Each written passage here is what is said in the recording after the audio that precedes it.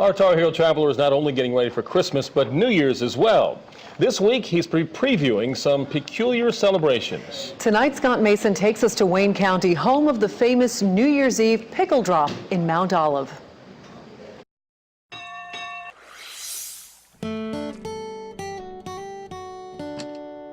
What to do new to celebrate New Year's Eve? That's what a Wayne County company wondered.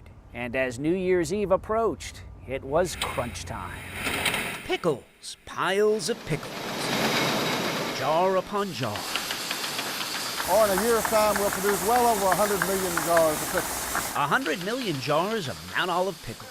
The company's been here since 1926. But of all the pickles produced over its proud and prosperous past, this pickle,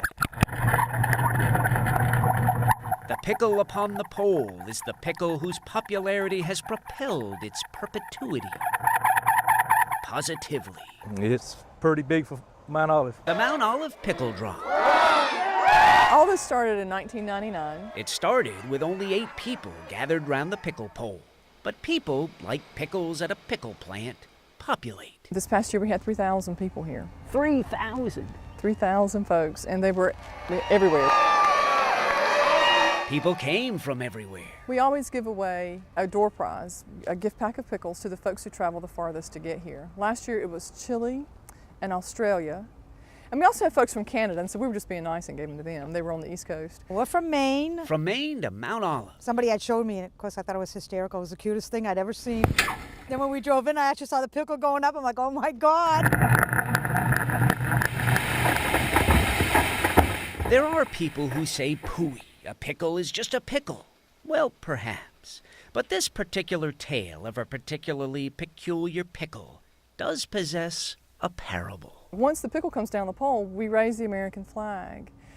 And one year, the crowd just started singing God Bless America. It's a small town, but got a lot of heart.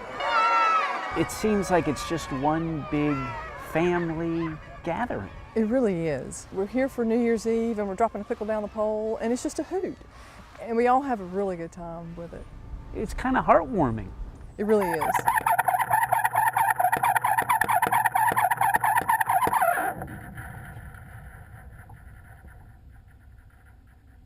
Gates County is in the rural northeast corner of North Carolina, and it's widely known for Merchants Mill Pond State Park. That's where we find our Tarheel traveler tonight. Scott Mason takes us on a tour of Gates County's crown jewel.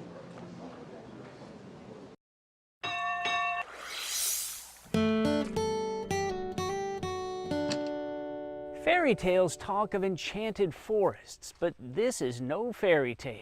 Here in Gates County is a true ecological wonder. Are there many places like this in North Carolina? There's very few places like this left. There's a few mill ponds left around, but not many. This is Merchants Mill Pond. The pond is 750 acres. This is kind of the centerpiece of the park here. The park that includes the pond is more than 3,000 acres. I mean, you almost feel like you're in Louisiana. That's exactly right. It's a very unique area for this part of the country. The pond is more than 200 years old. Back in 1811, the mill pond was constructed by some locals that were trying to create a sawmill and a grist mill. There was a lot of need for that type of thing in this really rural location. Merchants began to move into the area. So it became Merchants Mill Pond. This man bought the mill pond in the 1960s with the idea of developing it. His name was A.B. Coleman. And as time went by, he decided that he did not want to develop this area. It was just too beautiful and too important, so he wanted to protect it. Coleman eventually donated the land to the state, which has protected it ever since. These areas, these swamps, are always spooky to people. People are very fearful, but honestly, this is probably one of the safest places to be on Earth. Looks can be deceiving. Actually had some dogs that run down the end of the pier and jump off, and they think they're going to land in some grass, and they are startled when they're actually in the water. Duckweed and cypress and tupelo gum trees. You'll see their limbs are twisted in a lot of different shapes. Mistletoe grows on these trees. Mistletoe and Spanish moss. And just hangs and drapes off the trees and grows on the trees itself. A great blue heron. But as far as wildlife species go, it's just unparalleled. There are not many mosquitoes. Probably against everything that you would believe about being in a swamp. It's true. The dragonflies eat the insects. It is absolutely magnificent. Merchants Mill Pond in Gates County. It's a beautiful place.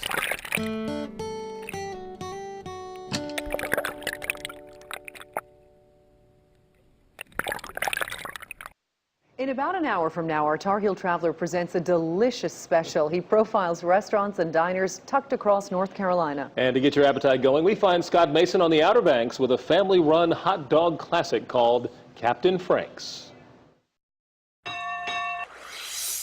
The Outer Banks, the sand, the sun, the surf, the Volkswagen, the captain, the hot dogs. Hi. Number 40. It's fast-paced, but it's friendly. It's Captain Frank's at Kitty Hawk. How are the hot dogs? Awesome. I've had 2 of the junkyard dogs, and they were worth every cent and every bite. It is described as the works, and I promise you, it is the works. This is for here, right? Captain Frank's has been here, parked here, hot dog 75, since 1975. I come here every summer since I was like 4 years old. My granddad had the property from the early 60s. There was nothing on this road for almost 2 miles in either direction. What it looked like back when it was first opened. That's actually a really spectacular picture. This was a standalone place, and it's endured all these years. Endured indeed. The place is zipping right along. I'd have a revolution on my hands if I tried to change this place. So you grew up with this place? Yes, sir. You know, I didn't go to daycare or anything like that. I just came here every day. It's one of those jobs where people want to come to your work and see you. Leave all grumps outside. We're from Cleveland, Ohio, and I've been coming here since 1972. Driving his rust bucket to the Outer Banks, even before Captain Frank's was open. But I've been coming to Captain Frank's every year since he's been open. The bucket bears the bumper sticker. Like this guy from Michigan the other day said when he got in his car in Michigan, he put Captain Frank's in his GPS, and that's how they drove here. People from all over the world that have interesting stories. Johnny Cash has been here, walked the line. And John McEnroe, he's wearing a Captain Frank's t-shirt. I've got a shirt every year for like the past 15 years, so everyone knows Captain Frank's. We love Captain Frank's. Best hot dogs on the beach. Hello, my name is Awesome. I got a bacon and cheese hot dog. How was it? It's really good. It's always been about the dog. I mean, it's always been about the hot dog. The dog agrees. They're excellent. They're excellent. Order up and watch your head. Is that a regular or a foot long? What it is a classic. Thanks, Captain Frank's. Thank you so much.